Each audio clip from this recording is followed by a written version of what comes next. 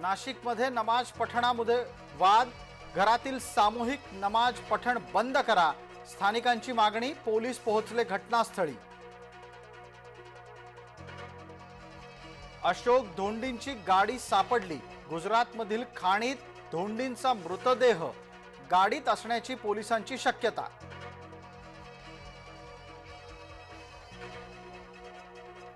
भाजपा सोबत काम करण्याची अडचण नाही, छगन भुजबळ यांचं वक्तव्य, राजकीय चर्चांना मिळालं उधाण।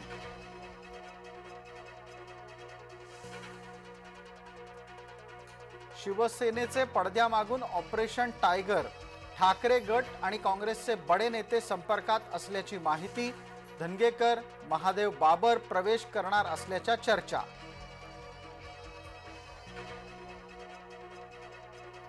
मुख्यमंत्री दिल्ली दौऱ्याहून परतले, नाशिक रायगडच्या पालकमंत्री पदावर तोडगा निघण्याची शक्यता, नाशिकसाठी भाजपाचा आणि रायगडसाठी राष्ट्रवादीचा आग्रह।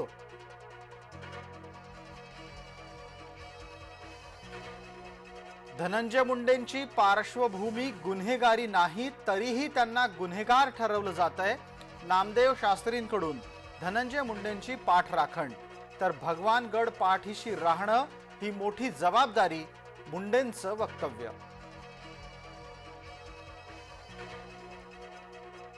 ममता कुलकर्णीला संन्यासी बनवणं भोवलं, लक्ष्मी त्रिपाठीला हटवलं महामंडलेश्वर पदावरून, पाठोपाठ ममता कुलकर्णीलाही पदावरून हटवलं।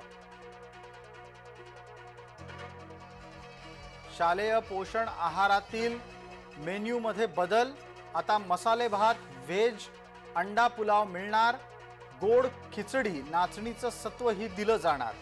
शालेय शिक्षण विभागाकडून 12 पाककृतींचा समावेश।